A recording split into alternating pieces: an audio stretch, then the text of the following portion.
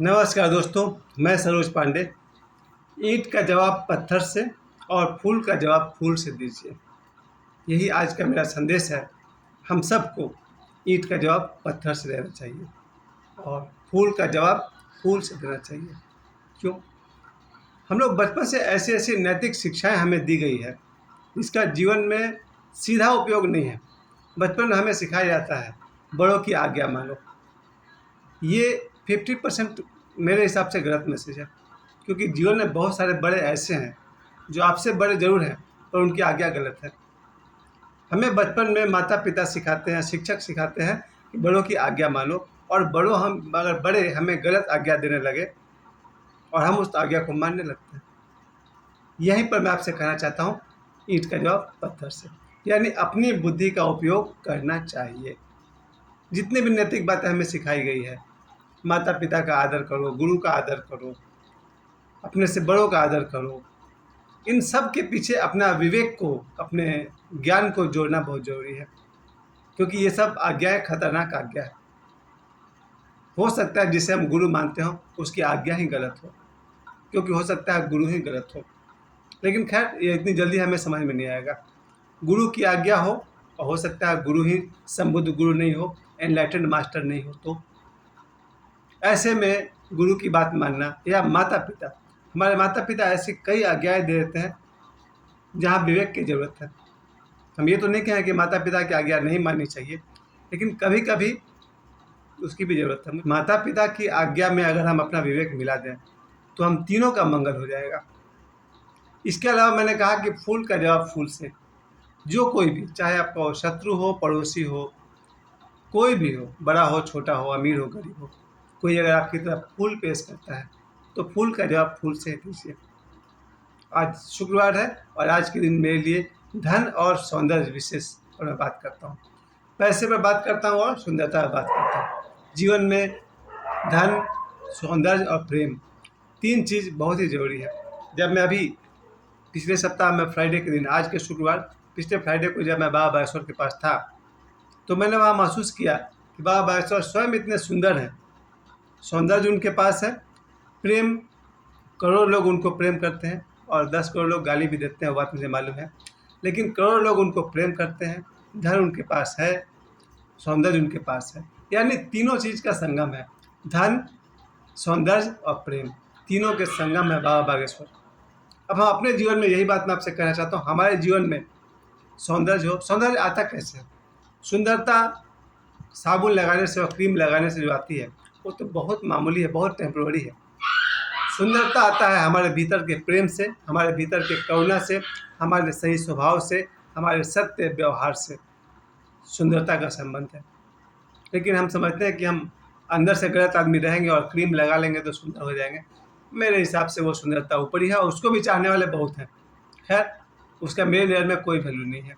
मैंने जीवन में इतने सुंदर सुंदर औरत देखे हैं, सुंदर सुंदर आदमी देखे हैं, जिनके साथ रहकर मैंने जाना ये सब गोलमाल है भाई, सब गोलमाल है, भीतर से खोखला है। मैं बहुत सारे सुंदर औरतों को जानता हूँ जो बिच्छू और सांप से भी खतरनाक है। सुंदर है, औरत है, सुंदर है, बहुत सुंदर है, लेकिन बिच्छू और सांप से ज़्यादा जहरीला है। बहुत सारी लड़कियों को मैं जानता हूँ, सुंदर है लेकिन जहरीला है। और ऐसे बहुत सारे लोगों को मैं जानता हूँ, बहुत सारे औरतों को, लड़कियों को मैं जानता हूँ। देखने में साधारण है लेकिन करुणा की सागर है, सद्व्यवहार है, संस्कार है, ज्ञान है, दया है। वैसे सुंदर लोग मैंने देखा है। और उसके अलावा मैं ऐसे पुरुषों को जानता हूँ, बहुत सारे पुरुषों के साथ 50-100 लोग मेरे ऐसे हैं जीवन में जिन्हें मैं अपने करीबी से करीबी मानता हूँ। सुंदर है, बहुत सुंदर है, और शायद दिल के काले हैं।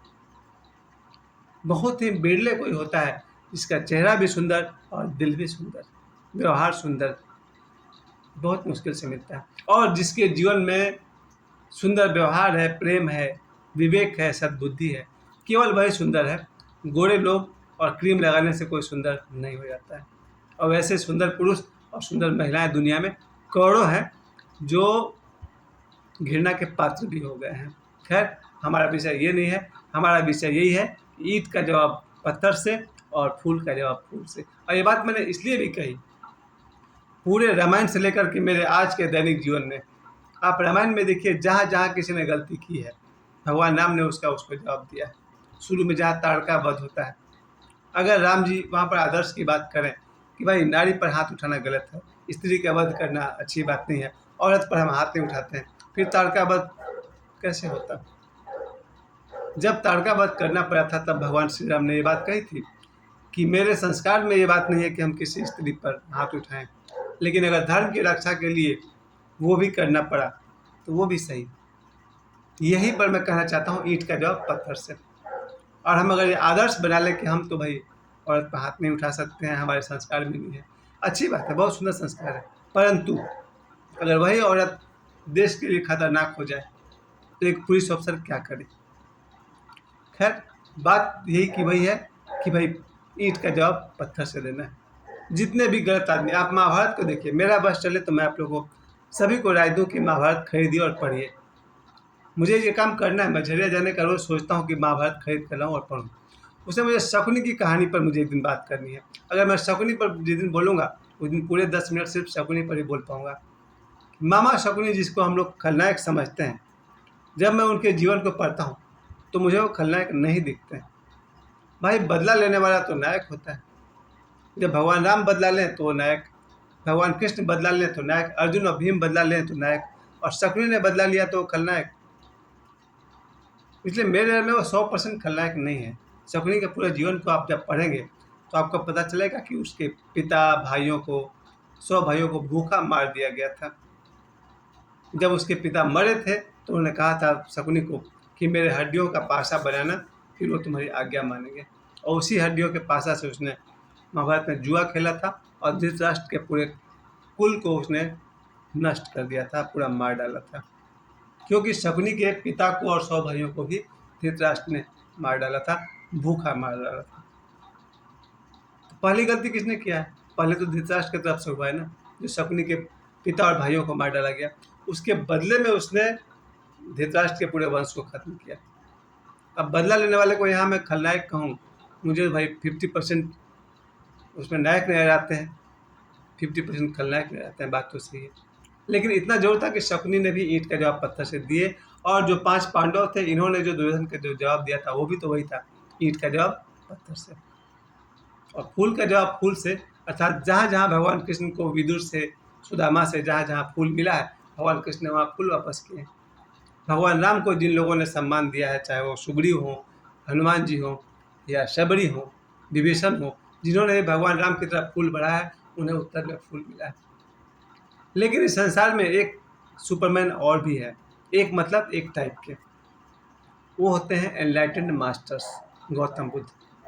अगर गौतम बुद्ध को या उनके जैसे किसी भी महापुरुष को अगर हम ईंट मारें तो वो आपको पत्थर उठाकर नहीं मारेंगे। अगर किसी सिद्ध पुरुष को, सिद्ध मतलब एनलाइटेंड, वो वाला सिद्ध नहीं, असिद्धि वाला सिद्ध नहीं, वो लोग बड़े क्रोधी होते हैं, उनका एक क्रोध काफ़ी है। अगर किसी संबुद्ध व्यक्ति को, भगवान महावीर को, भगवान बुद्ध को या ओशो को, इनको अगर आप ईंट मारेंगे तो वो आपको पलट कर पत्थर नहीं मारेंगे, वो ईंट का जवाब फूल से देंगे, और फूल का जवाब भी फूल से देंगे, क्योंकि बुद्ध के पास फूल ही है, उनके पास पत्थर है ही नहीं। और बुद्ध कहते ही उसको हैं जिन्हें हर जीव में ईश्वर दिख गया। जब एक बुद्ध को अपने शत्रु में भी ईश्वर दिखेगा, वो उस पर ईंट का जवाब पत्थर से नहीं देंगे। तो जब तक हम सब बुद्ध नहीं हो जाते हैं, एनलाइटेंड नहीं हो जाते हैं, हमें ईंट का जवाब पत्थर से देना होगा और फूल का जवाब फूल से देना होगा। याद कीजिए अभिमन्यु वध के पूरे दृश्य को, अभिमन्यु को जिस तरह से मारा गया है महाभारत में, उसके बाद अगर अर्जुन फूल लेकर इन 5 के पास जाए, दुर्योधन के पास, दुशासन के पास, कर्ण के पास, तो हम उसे क्या कहेंगे? ना समझ ही कहेंगे ना। जितनी क्रूरता से अभिमन्यु को मारा गया है, ऐसे में क्या कहना पड़ेगा कि ईंट का जवाब पत्थर से, फूल का जवाब फूल से और ईंट का जवाब फूल से। वो दिन अभी आया नहीं है, वो दिन जब जीवन में आएगा देखा जाएगा। फिलहाल मैंने अपने जीवन का अनुभव आपसे कहा है। जितने भी लोगों ने मुझ पर ईंट बरसाए हैं, काश कि मैं उन्हें पत्थर से जवाब दे पाता, और जिन्होंने मुझे फूल दिए उन्हें मैंने हमेशा फूल दिया है, इसे मैंने कोई कमी नहीं की है। लेकिन अब चूंकि मैं ओशो के साथ हूँ, बाबा बागेश्वर के साथ हूँ, मुझे अभी भी यही लगता है कि शायद मैं ईंट का जवाब पत्थर से नहीं दे पाऊँगा, फूल से ही दे पाऊँगा। मुझे सभी समय देने के लिए आप सभी को बहुत बहुत धन्यवाद।